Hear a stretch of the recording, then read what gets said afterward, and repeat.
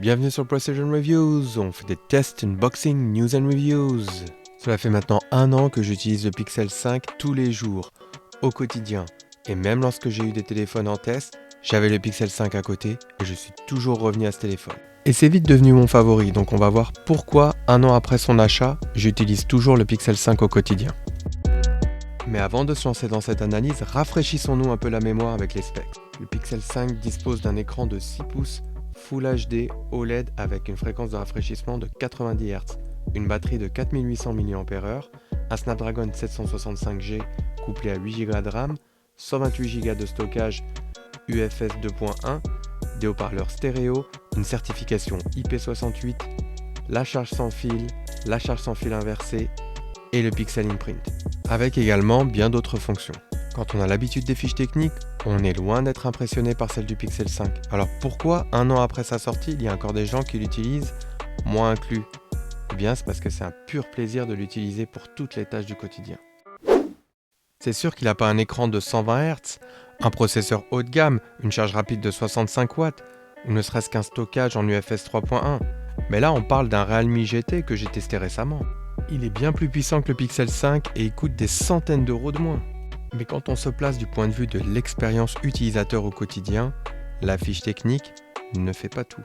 Et on le sait, du moins on devrait le savoir, déjà du point de vue des matériaux, du logiciel. Tel que le Pixel premier du nom, le Pixel 5 a été conçu et pensé pour répondre au mieux aux besoins de l'utilisateur lambda. Et c'est dans cette optique qu'il coche toutes les cases pertinentes dans cette gamme de prix. Google avait eu beaucoup de problèmes ces dernières années concernant l'autonomie, la qualité, le RAM management, que l'an dernier était une année charnière avec le Pixel 5.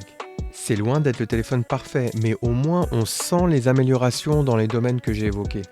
Google n'a pas cherché à nous impressionner avec des fonctionnalités, gadgets de la mort qui tue, ils ont vraiment gardé les choses simples. Ils s'en sont simplement tenus à ne proposer qu'une seule option, un modèle avec la même quantité de RAM et de stockage. C'est tout. Finalement, après toutes ces années depuis le premier Pixel, Google a enfin proposé quelque chose qui marche. Un smartphone qui ne coûte pas un bras ou une jambe, avec un design sympa, on ne vous impose pas des encanches énormes ou des mentons énormes et laids. Et tous les Pixels sortis avant le Pixel 5 avaient un design singulier. Et le Pixel 6 ne fait pas exception à la règle.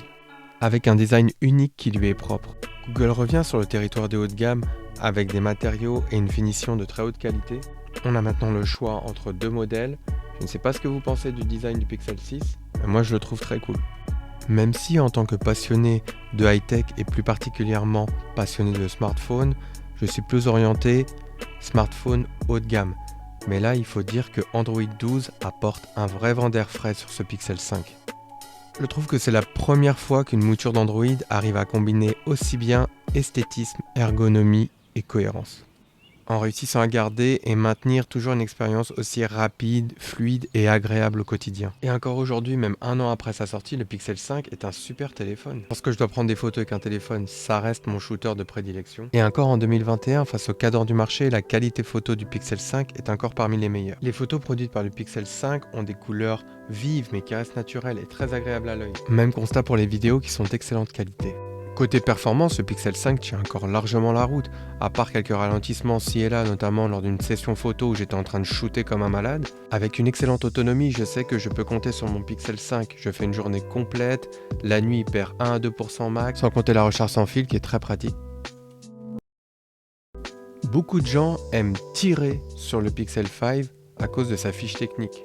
En tout cas, ce que je peux dire, c'est que durant 1 an, avec une utilisation quotidienne, le Pixel 5 a été un appareil très fiable. Oui, il n'a pas le processeur le plus puissant du marché, mais d'un point de vue expérience utilisateur au quotidien, est-ce que ça a ruiné mon expérience personnelle? Eh bien, de mon point de vue, j'ai eu une expérience autant fluide et agréable sur le Pixel 5 que sur le Realme GT que j'ai eu en test en second téléphone pendant 2 mois.